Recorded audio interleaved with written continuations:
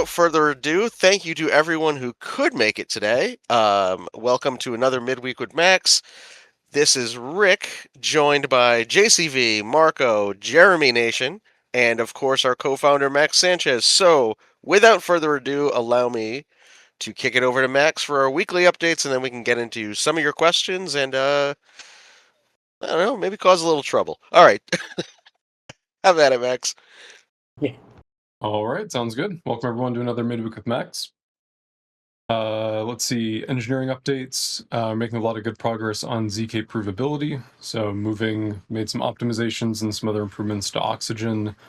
We've also been working a ton on the op-reth, op-geth to op-reth conversion.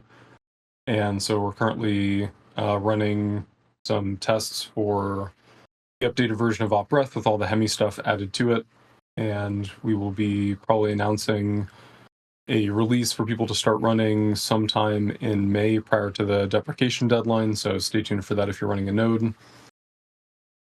Let's see, a lot of that work dovetails into the ZK provability, so originally we were going to have to do sort of a minimal version of op-reth in order for it to be able to run just in sort of quote-unquote ZK mode or producing the right witnesses for ZK proving, but now obviously we have to make it fully updated to have all the features that op-geth has, so it can replace op-geth as a live node as well. So there's a lot of that work dovetails into ZK provability, but it's broader than just what was originally needed to support ZK.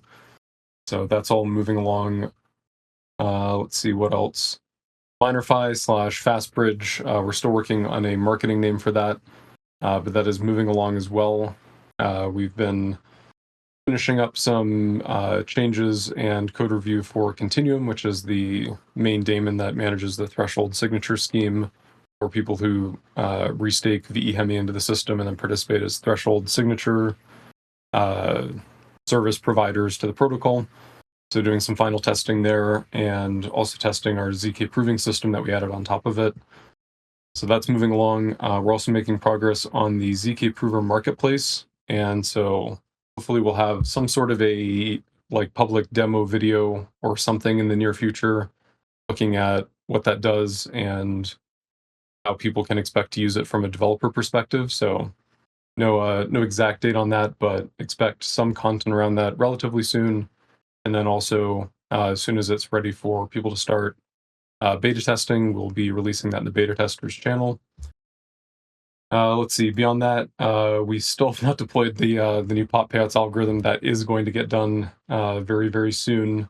There's some other stuff that came up last week, but we are working on getting that out in the very near future.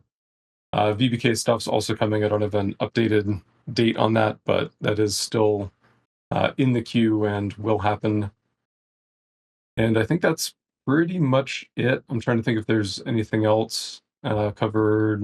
Fastbridge/Minerfi, ZK provability, Reth translation. I think that's pretty much it. We do have an engineering AMA next week that we've just scheduled. I'm not sure if we're announcing the time for it yet, but stay tuned for that announcement if we're not revealing all the info today. And I think with that, I'll turn it back to Rick and we can start going through questions. Sounds good. I don't mind revealing the info. We'll have a formal announcement regarding it, but it looks like 9 a.m. EST or EDT. Josh is going to kill me. I'm glad the Australian government isn't letting him speak on Discord right now. I don't know which one it is, but regardless, 9 a.m. It's not. It's EDT or ET. It's not. It because we're in daylight savings time. Look outside. Is it light out? Yes. Yeah, but at what point isn't it light out at 11 a.m.? No, I know. But no, it's we're in daylight savings time, so it's not EST. Okay, well that's fair. All right, well regardless, 9 a.m. Next Wednesday, ET, correct? And we'll be discussing we'll be discussing the Rust transition and also Minerfi. So we really hope that folks can join for that. All right, When do we do when do we do a special one on time zones?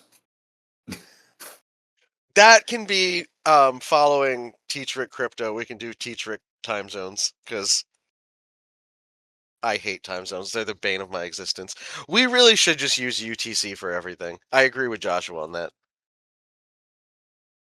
I mean, I'll have to learn, UTC, but what the hell? I'm going to learn in mood. All right, let's get into some of your questions. Okay. Poison and Kundi asks, when will Hemi be distributed to registered VBK holders, and why has there been such a delay since it has been announced? It is still coming. I don't have an updated date to announce for that, unfortunately, but it is still coming in the queue, so stay tuned, and as soon as I have an update, I will definitely share it. I believe this question was covered at the very top, but Luctatio asks, when will the new pop payout algorithm be deployed to mainnet? Very soon, along with the conversion of pop coins to Hemi tokens, so it's keeps getting delayed as other things take priority on the engineering side, but everything is staged and ready to go, so that should be getting done. I want to say this week. I always say this week, but it should be getting done very soon. Everything's ready. It's just got to be deployed, and we got to coordinate DevOps and monitoring and everything to get it done because it is a mainnet deployment. So it is coming very soon. All right. Oh, good God in heaven, did a lot of questions just pop up? Jesus. All right. Primata asks, when can we expect updates on Plotus? Hopefully, in the next few days, we've finished all the research. We've just got to aggregate it together into one document that people can actually make sense of. So coming in the near future. So stay tuned for that. It's hopefully by the end of the week, if not early next week. All right. Let's get into some engineering questions. Uh, a lot of them from Alpha. Alpha asks, will SHA-3 256 eventually replace SHA-256? And why does Bitcoin use SHA-256? So I'm pretty sure Bitcoin was actually invented before. Actually, certainly Bitcoin was invented before SHA-3 existed. So that would be one reason they definitely use SHA-2. Will SHA-3 ever replace SHA-2?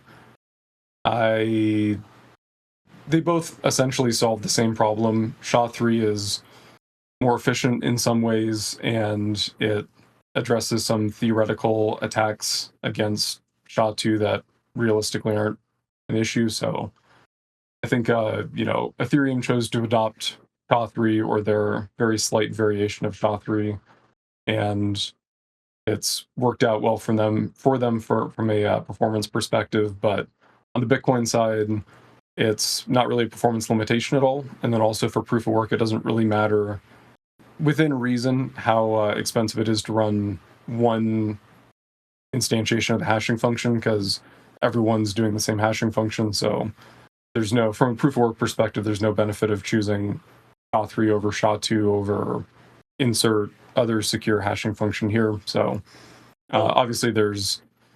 Actually, if I may interject, so I think that the big reason, I forget the right word, but stretching, mirroring, whatever it's called, but The sponge function. yeah, the sponge function. That's really the big difference between the two. And SHA-3 did indeed not exist when Bitcoin came out. But the sponge function is actually done very cleverly by Bitcoin by doing a double SHA, which kind of is a little bit like doing an HMAC, but with available primitives. So you should expand on that because that's actually a very clever way of preventing, padding attacks. And anyway, take it away. I just wanted to bring that up. Yeah, no, that's a good point. In the SHA-3, they built some things into the protocol that make it a little easier to safely use for different things, like Marco mentioned, the certain types of data padding attacks and things of that nature that on Bitcoin are, either addressed with proof of work. You don't have to worry about padding problems, but for things like Merkle tree construction or whatnot, you can solve it by doing a double SHA-256, which means that the second instantiation of the hash function is always working with fixed size inputs.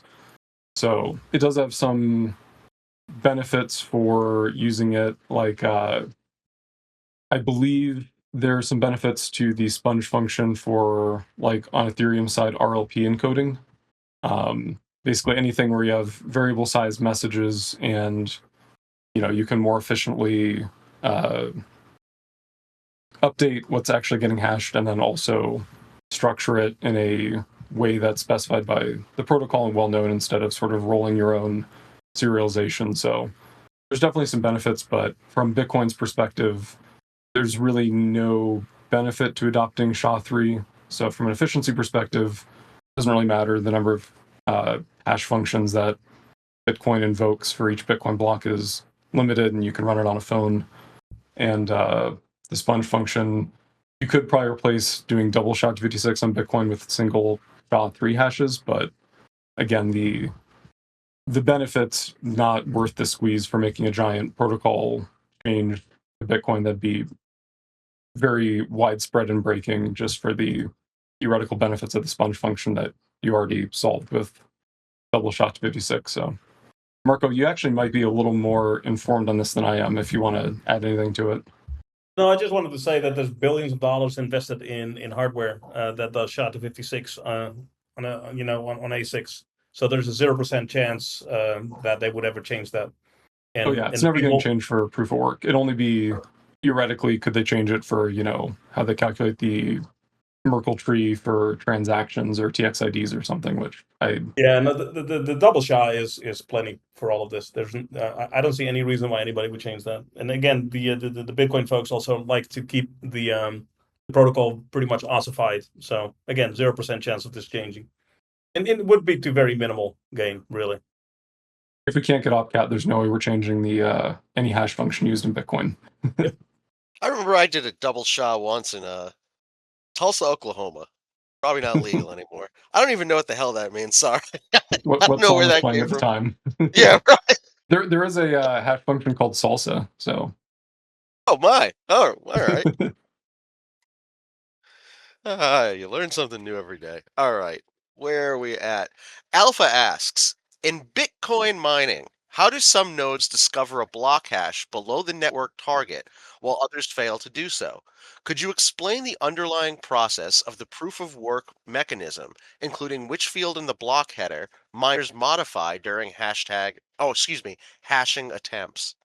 So you can think of Bitcoin mining kind of like a lottery. So basically, the core tenet of hash functions is the output's unpredictable without actually running the hash function, and it's supposed to be uniformly distributed for good hash functions, which SHA-256 is one of those.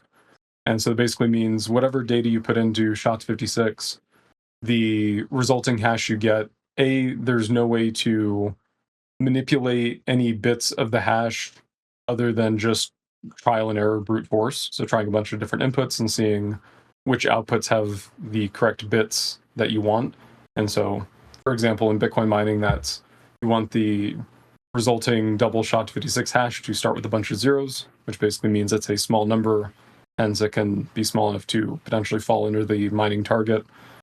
And so it's a matter of brute force, and the amount of computational power you have is equivalent to the number of lottery tickets you're buying per second. So, for example, if you have an ASIC that does 100 terahashes a second, somebody has another one that does 50 terahashes a second, you're getting, with your 100 terahash a second mining rig, you're getting 2 times the number of lottery tickets per second. And so that's basically just brute forcing the block header that you're putting into the SHA-256 D function, and then each time you run the hash function, you look at the output, see if it's below the target, and if it is, you want to block, congratulations, and if not, then you go and try again. So it's a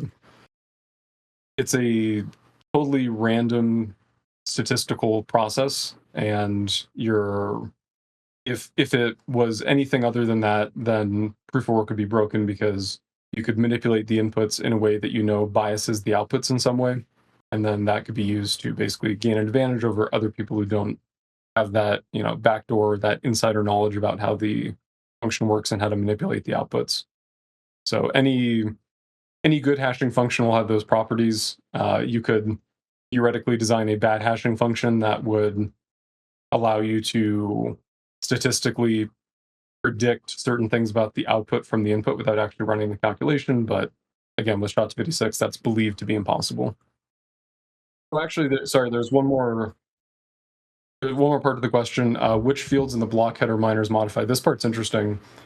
If you're geek and interested in the internals of Bitcoin mining. But so originally, the way that people generated work for mining, so created new inputs that then they could hash and see if they won, was by changing the nonce field in the block header, which is a 32-bit nonce field. But as you can imagine, with ASICs, and this is even a problem back in the GPU mining days, but as soon as people started being able to compute more than approximately 2 million or 2 billion hashes a second, all of a sudden the nonce field didn't have enough bits for you to manipulate fast enough to feed your hardware. So if you can only change 32 bits, that's 2 to the 32nd number of attempts you can make.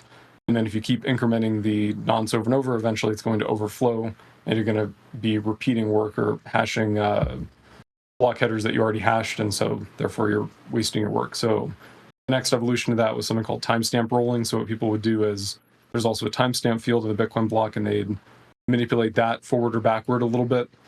And that could let them generate more work, but still you're only getting 2 to the 32nd potential tries per second, or you can manipulate the timestamp forward or backwards a little bit, but again, eventually you're going to run out of search space. And so the next thing that people started doing, and this is what's done today, is that they change something about the block itself so that they get a different Merkle root that goes into the header. And so theoretically, you could do that by adding arbitrary Bitcoin transactions that send dust back to yourself or something. The practical way that people do it is they change some of the extra data, basically an op return in the Coinbase transaction, and they use that as an additional extra nonce, essentially. And so then with mining pools, depending on the architecture, but mining pools will let people who are mining at the pool have some control over part of that Coinbase transaction. So they'll carve out a portion of that extra data in the Coinbase transaction that an individual miner could go and manipulate in order to generate a lot of work locally. So instead of the pool having to send you, 100 Merkle roots that you can use to get 100 times 2 to the 32nd potential headers that you can hash and see if you want to block. Instead, you get control over a certain carved out part of the Coinbase transaction, and you can manipulate any of those bits in that carved out portion, and it'll still be a valid Coinbase transaction. The pool will still recognize it, and that lets you generate as many, within reason, as many Merkle roots as you could possibly need for any amount of computing hardware you have available. So that's sort of the evolution. Satoshi originally just intended for the nonce itself in the header, that 32 bits to be manipulated, which works fine if you're mining on a laptop CPU, but as mining hardware got faster, people very quickly needed to do more than 2 to the 32nd hashes per second, and so that's where these first timestamp rolling and then eventually the Oracle tree manipulation, mostly through manipulating extra data in the Coinbase, came in. I just pasted in chat about a decade or so ago, someone showed that you could technically do Bitcoin mining by hand, like with pencil and paper, at a whopping 0.67 hashes per day. You never know; it might be the right hash. Yeah, I mean, if you got that one, that's a big win. But actually, in Decred, we did something clever as well. What we did is we basically insert the transactions in random order every iteration. Using pen and paper sounds like it would save you a lot of money, considering like the GPU power you probably need to run successful Bitcoin miners. So I might get into that myself. Marco, I totally forgot that detail about Decred mining. But that was a clever. It was super cute, right? And Yeah. and what I think a lot of people don't realize is that the lottery is completely arbitrary every single time. So incrementing the nonce may seem like the logical thing to do, but it's not necessarily accurate. So you might as well just throw, instead of a nonce. So in Decred, actually, the nonce was always completely random, and the order of the transactions was always random. And then we did have an extra op return in the Coinbase to add a little bit more entropy. But it was always random, right? And if a new transaction shows up in the mempool, you just add it, right? So you don't have to sit there with a static list and iterating. That is not going to make it faster than being completely random. And also, if you don't, this is getting into theoretical and nobody cares, but as an interesting tidbit, back in the day when people were just manipulating the nonce, or they're even manipulating the extra nonce field in the Coinbase, but it's not actually a field in the Coinbase transaction, but the extra nonce carve out, if they were doing it deterministically, you could estimate how much mining power that person had statistically based on the blocks they mine. It's a very, very low resolution sampling, but you are leaking some data about your computing capabilities. Realistically, nobody cares. Pools intentionally put their name in the block to, show how many blocks they're mining, and so that's in practice not an issue. But if you wanted to truly, the most private form of proof of work possible, then you would want to randomize the nonce and the extra nonce instead of just incrementing it, because you are leaking some information about your mining capacity. Right. And again, I also want to point out that in cryptography, random is always better. But just flat out going to throw that out there. So if you're increasing anything, you're always leaking some information, even if you don't realize it at first. That is just one of the golden rules of crypto. If you can have a field you can manipulate randomly, then you should, even if you don't exactly know why, because it's probably a good idea. How do you ensure true randomness? Get a Geiger counter that you can hook up to a PCIe connector. Right. Or Cloudflare actually has the coolest one ever, by the way. And The shelf feel full of what with the lava lamps? yeah, they have lava lamps, and I do not want to say anything nice about Cloudflare ever, but that's pretty cool. Machine engineering AMA about PRNGs and true randomness. Oh god. So random is actually one of the hardest problems in the whole wide world, but yeah, that's an entire AMA. Yeah, that's why I asked. That'd be fun. If you guys change the topic, I need to know because I have to post the announcement. Just an FYI. But no, we absolutely could do that for next month. We could do the randomness. Yeah, let's We add it to the we top should set list. it at a random date. Actually, we shouldn't pin it down. Oh, that's true. There we go. We'll let the date and time be determined by a Geiger counter. Yes, and we won't tell anyone until we'll just hope people show up. Oh god. Okay. Anyway. I have a follow-up to the previous question, also from Alpha. Up, everyone drink, it involves AI. Okay. Would it be theoretically possible for AI or an advanced algorithm to detect patterns in the hashing process to improve mining efficiency beyond brute force search? Theoretically, yes, if the hashing function is not designed well. And so Double hash. I'm going to say it again. still doesn't completely protect you, but yes. Double hashing does largely mitigate the issue, but you could theoretically still have some sort of through line that you can find of, these bits in the input tend to bias these bits in the output in this way, even through double SHA-256. So theoretically, yes. I'm sure that's something that people have tried. I strongly doubt any sort of optimization will be found by AI for SHA-2 or SHA-3, but it's if somebody rolls their own hash function and tries to use it for proof of work, and they don't really know what they're doing for how to design a hash function, there's a very good chance that either just a dedicated human or an AI system could potentially detect patterns. If you wanted to try it out, what you could do is write a program that calculates a bunch of 80-byte input SHA-256D hashes. You could even fix some of the fields to be reasonable values that you would see in Bitcoin mainnet. So, the timestamp around the current time that you'd be trying to attempt to optimize your nonce rolling for the algorithm. And then you could try different variations of bit patterns in the Merkle root and the nonce field. And, you could generate a giant data set from that, feed it to AI, see if it can find anything. I'd be extremely surprised if there was any useful findings from that at all, but for a poorly designed hashing function, that could definitely be the case. Also, MD4? don't roll your own crypto. You will fuck it up without fail. MD4, anybody? And We don't talk about MD4 Yeah, or right. CRC32. that one was actually that one could actually literally be manipulated by doing some bit inputs.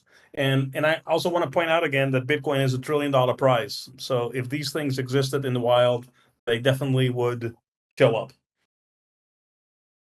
One of the fun kind of related things from way back in the day, it's not a unexpected shortcut through SHA-256 or a way to bias output bits, but kind of in the same realm of finding sort of unexpected optimizations other people didn't realize. There was something called ASIC boost back in the day, where I forget the exact specifics, but I believe the way that SHA-256 worked is that you could skip a final, because SHA-256 internally is chunking work into 64 byte chunks. And so you could skip calculating the last chunk of that for the trailing 16 bytes for the second hash of the SHA-256D, because once you get the first part of the hash from the first 64 bytes, you're able to determine whether it's a viable candidate. So I might be misremembering it a little bit, but it was basically a way to not do a small part of the final amount of work for the second SHA-256D hash, because you could already tell whether it was going to be a valid solution or potentially a valid solution or not with just the first part of the second SHA-256D hash. And I'm not an expert in mining hardware, but I believe they tried to patent it, and I'm not sure if that held up, but there's a good chance if you're running an ASIC nowadays, it has ASIC boost integrated into it. All right. Conan, nope. I said Conan, as in the barbarian. My apologies. Conang asks, when will VE Hemi APR be fixed in the portal? It's on the to-do list. The apps team has some other stuff they're working on, but it should be fixed relatively soon. If you want to calculate APR in the meantime, you can look at the last distribution and basically scale that out for approximately 2 months with the current VE Hemi stake weight versus the current stake weight of your position. But we will get that fixed soon. All right. Wisme asks, what is the ETA for rewriting all of Hemi's node changes into Rust, as well as re-implementing Hemi's embedded Bitcoin daemon in Rust from scratch? Good question. So the target for a public release of a daemon that people can run is prior to May 31st, which is the official deprecation time of op-geth upstream. Nothing's going to break immediately when they deprecate it. The real hard deprecation is going to be the next Ethereum upgrade that op-geth won't get updated to support properly, which will probably, my guess is, be sometime in June or July. As far as re-implementing Hemi's embedded Bitcoin daemon, so we have 2 different work streams that are related to that. So the first is we have something called Trust, which is play on the word Rust, obviously.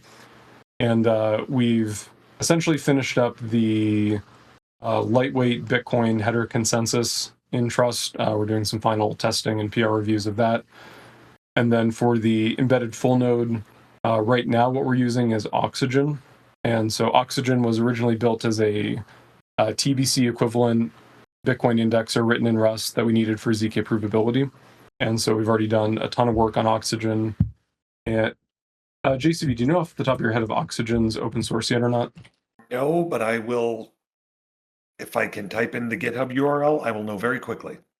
It is still private, so we'll probably be open sourcing that relatively soon if anyone's interested in taking a look. But that's still needs to be audited, but essentially feature complete, and it's a more in-depth indexer than TBC. So it has there's 2 parts to this. So the first is originally for ZK provability, prior to all the need for a Rust translation for op-geth deprecation and transitioning over fully to op-reth. We needed a way to ZK prove stuff about the index Bitcoin state. And so what we did is we created a new tree architecture where basically we folded the Bitcoin UTXO set into a Merkle-Patricia tree that then you could query and then prove things against with traditional proof of inclusion like you can with any Merkle-Patricia tree like the Ethereum state tree, for example. And that is sort of a superset of what TBC already indexes, but it's indexed in a different fashion. And so it closed the gap with, so it was already built basically to support HVM precompile calls and also be able to prove state transitions of that based on the new Bitcoin header information that's added through Bitcoin attributes deposited transactions. So that was essentially feature complete for what we needed for op-reth, but integrating it to run in a live environment instead of a ZK proven version requires some additional stuff like being able to peer with the Bitcoin peer-to-peer network and run as a live node instead of just being fed data like you would with ZK proving, where you're ZK proving something that's behind the current tip. You already have the data from a already live node, and then you're feeding it to a ZK, a node running in, quote unquote ZK mode. And so there's some improvements to Oxygen. We still need to make primarily Bitcoin peer-to-peer, but the rest of that indexer is essentially finished pending audit. So we got lucky that we were already building Oxygen for a largely unrelated use case, and it translates pretty well to almost everything we need for the fully indexed embedded Rust version. We do also have a potential, depending on the audit times for Oxygen and when we want to launch the first version of op-reth for people to actually use, we may build a translation layer, or basically an RPC wrapper around TBC. So one of the cool things with TBC is it can run both in embedded mode, but it can also run as a standalone, basically Bitcoin node that you can query over RPC. And so if Oxygen's not ready by the time we want to launch a version of the op-reth daemon, then the backup plan is to do a RPC wrapper around TBC and then replace that with Oxygen when Oxygen's ready for production. All right. I now have a mnemonic to remember that too, because you said TCB, which is kind of like dyslexic Elvis, because he always said TCB. No, yours was TBC. That's right. Okay, so I already messed up my own analogy. I'm just going to move on and shut up. Here we go. Um, everyone got to hear my thought process live. What the hell? ST asks a question that is kind of framed like Eminem's hit single Stan. How are you, OG Roll? When are you planning to return after being postponed several times? It reminds me of OG Roll. I keep writing, but you never write me back. So, Max, can you address the OG Roll, please? I unfortunately do not have an updated expected date for it. Hopefully, I'll have a better update for you next week on an actual date that we can commit to. But as you can imagine, with everything else going on, the team is largely focused on the op-reth conversion and then the minerify stuff that we're trying to get out the door. So it's been delayed and deprioritized relative to those higher impact items, but we do want to get it out in the relatively near future. And so hopefully I'll have a better update next week on the OG roll. All right. And if you are interested in minerify and also the Rust conversion, you can join us next Wednesday at 9 a.m. EDT for our April engineering AMA, where we will cover both topics. All right. Up, Alpha's back. Alpha asks, do altcoins have a future? We see most of the alts lost more than 98% of their value from the top. Ouch. I added the ouch. That wasn't part of the question. I'd say it depends a lot on the altcoin. So there's a lot of dead projects for sure. And, unless somebody goes and adopts one of those projects, realistically, a lot of them probably do not have a future. I think of a lot of the current altcoins that are still being actively worked on. If they're doing something interesting in the market, there's definitely a lot of potential there. But it really depends what they're doing and how they differentiate. It's hard to look at altcoins as a blanket because it's a gradient from copy paste clones of existing tech that people already aren't interested in, all the way to things like what we're doing at Hemi, for example, which is a brand new chain architecture, all kinds of stuff with ZK provability, Bitcoin interoperability, or looking throughout the space. Interesting innovations in the ZK space, interesting solutions to scalability. And so it's really a case-by-case basis, which I guess is kind of the no duh answer, but I'd say altcoins in general, yes, but which ones specifically? It's a difficult market, and for most to succeed, unless it ends up being successful as a meme coin or something, it's got to have some differentiating features that are interesting and that the market wants to use. So what's the definition of an altcoin these days? Not Bitcoin, not Ethereum. Yeah, I was going to say it. So does that mean like Optimism and Base are altcoins? Yes. I would say so. I can I mean, definitively say that fart coin is an altcoin. That's for sure. yeah. So I mean, there are big guys that are altcoins. The altcoin just like it was in the beginning. It's a goddamn zoo of, some serious things that are doing fine and will continue to do fine. Some deeply crazy ideas. And yes, like Marco said, there was a point where Ethereum was an altcoin too, and maybe it still is. Yeah, a lot of people hold that anything that isn't Bitcoin is an altcoin.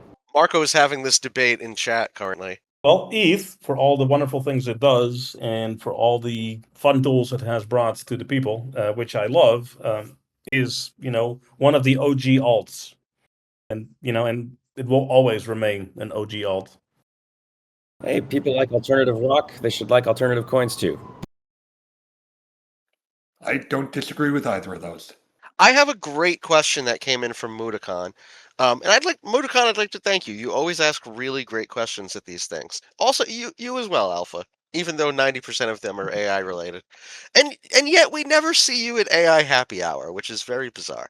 Okay, Mudakon asks, how does the Hemi team position Hemi relative to other L2s? As a competitive alternative within the existing landscape. Let me start over because I'm stuttering over myself like an idiot. Mudakon asks, how does the Hemi team position Hemi relative to other L2s as a competitive alternative within the existing landscape or as a fundamentally new approach that others will eventually follow? That's a good question. I'd say a mix of the two, depending on what angle you're looking at it from. From a Bitcoin interoperability side, what we built with HVM, the ability to directly query Bitcoin data, use it as part of a smart contract's execution, not need to prove it externally in any way, or be limited to what you can do with a header-only relay system. I'd say that's definitely a fundamentally new approach to Bitcoin programmability that nobody else is doing in the space. And for people who want to build interesting Bitcoin-related DeFi applications, it is the most approachable and the most efficient way to do it. So on the Bitcoin programmability side, I'd say it's a fundamentally new approach, and it takes a lot of, or it took a lot of, and it's taking a lot as we do this new conversion to Rust, a lot of engineering work, a lot of optimization, and going into ZK provability, a lot of brand new ZK proving work to make that sort of a system function and be performant and free of bugs. So that part I'd say is definitely a fundamentally new approach. For the sort of standard EVM side, obviously you have the EVM plus Bitcoin. So if you're doing EVM stuff, you now have access to Bitcoin through Hemi BTC.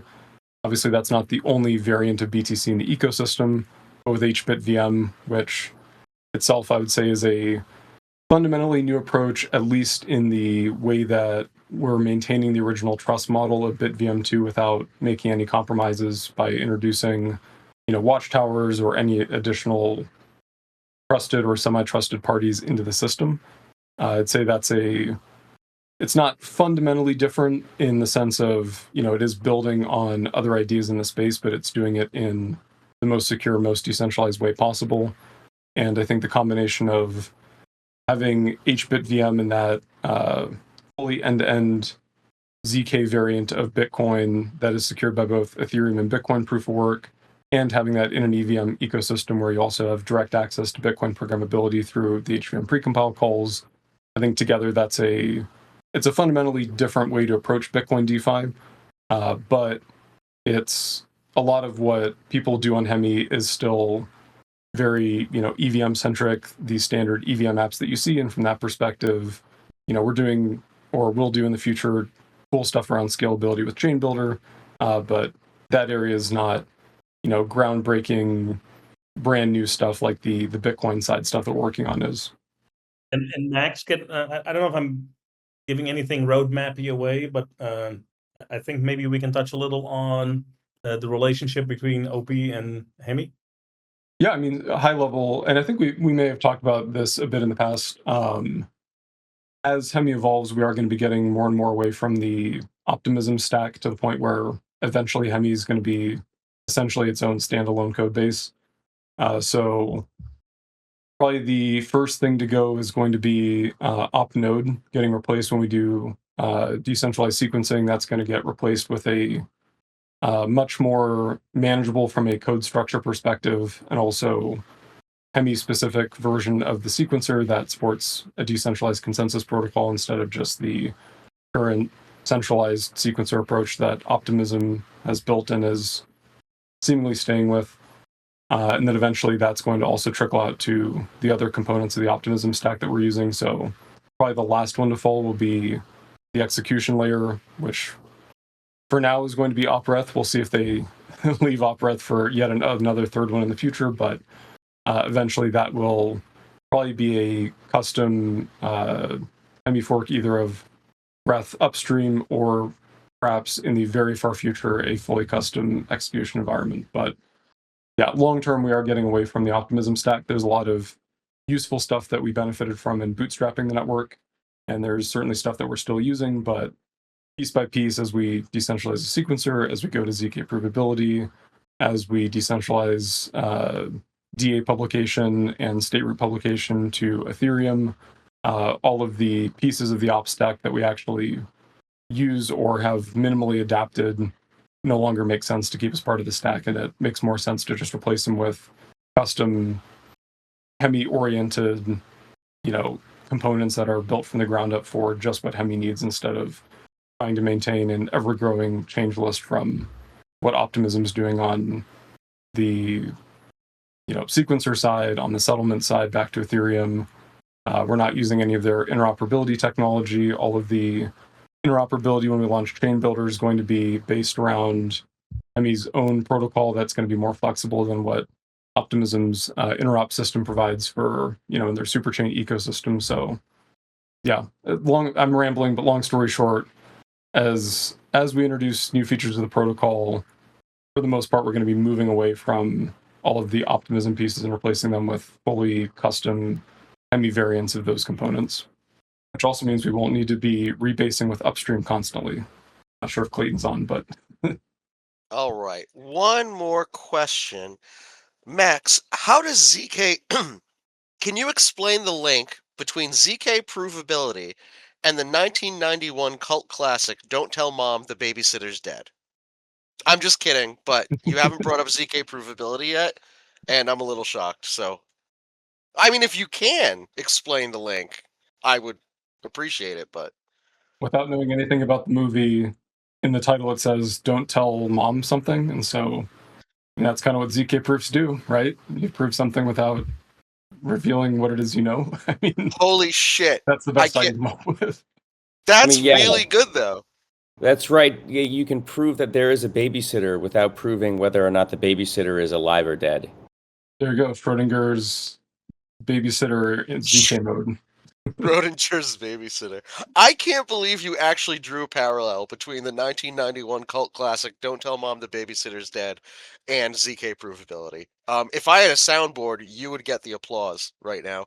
And soon we will have a soundboard when we move to Midweek with Max, which I'm not gonna lie is one of the main reasons that I fully support the move. Isn't there also like a weekend movie about people being dead? That's Weekend at Bernie's, right? Or Weekend at Bernie's too. See, that one you can prove that Bernie can party without actually proving whether or not Bernie's alive. Those movies confuse the hell out of me. Like, if he was dead, then he came back, then he's dead again in the second one. And I don't know. I got a lot of problems with the Weekend at Bernie's movies, but I digress. I just I just saw Matt Lamb drop from the audience too. He's probably like, "What the hell is going on with you people?" I have two more actual questions before we close things out today. Konang, not Conan, asks, when will VE Hemi APR be fixed in the portal? I think we already covered that one. It's on the to-do list, so hopefully in the very near future. But there is some UI work ahead of it in the queue. All right. And our final question of this session of Midweek with Max is, when will the next VE Hemi reward distribution occur? Definitely before the end of the month. I'd say more than likely next week, but for sure before the end of April. That's fantastic news. That actually bring. Oh, here comes Alpha with a food question. Okay, yeah, you know what? We can add that to the Midweek with Max drinking game. If Alpha asks a food question or an AI question, that's a drink. If Max says soon or ZK provability, that's a drink. Sorry, I still got AI happy hour on the mind. Let's see. But yes, burger or pizza is the last question of the day. Yep, definitely Burger. going It's with burger. meat. Run out loud. Yeah, That's even a question. definitely going burger on that as well. Oh, I've had some pretty good pizza. I've had some really good pizza. Not Okay, in no, not in that's New us. York though. New York has terrible pizza. No, Manhattan has shitty pizza. If Oh, you want that's some true. good, That's true. Manhattan is the worst borough for food. 1000%. What's the best borough for food in your opinion? I have a very strong opinion about this. I mean, I'm hopelessly biased, so I will usually go with Queens, but there might be Brooklyn. I accept other Sorry. opinions. Brooklyn. I go Harlem. Part of Manhattan. Harlem? Oh Yes. shit. Yeah, but I mean, I've always had good experiences in Harlem. But I yes, also used to live there. That is slightly different. I can understand even if it's geographically incorrect. Man, I used to Yeah. go over on Broadway over to TK Mart on Bed-Stuy, get these really good pastrami sandwiches. Oh my god. Christ, I'm hungry. Oh, I'm really hungry now. The Bronx also has excellent food, but Yeah. yeah, I'm with you on Queens. Queens is probably the best of all of them. No one gives a shit. Actually, this has been the most topical thing happening right now. Chat is lighting up with burgers versus pizza. So, insightful as always, Alpha. Let us see. Before we wrap things up, Mr. Nation, do you have any marketing updates to share with the Amigos? Oh, we already did our big stream this week, so thank you guys for tuning into that. That was pretty amazing. We don't have anything major to announce that I can tease. Keep your eyes peeled for another partnership announcement. Other than that, next week we're looking at the engineering AMA, and we'll see you then. And otherwise, thank you guys for your continued support, and we appreciate every one of you. All right. Oh, absolute last question. Will GTA 6 have crypto? Probably not, but we'll probably have some form of in-game digital currency that you can buy directly from them. You know, I'd actually be surprised if it didn't have its own like Bitcoin kind of tie-in. Oh yeah, I mean, there will probably be a GTA like perp for Bitcoin in the game. All I'm waiting for is Josh, get the builder roll ready. Is for one of our builders to be able to port GTA 6 onto the Hemi network.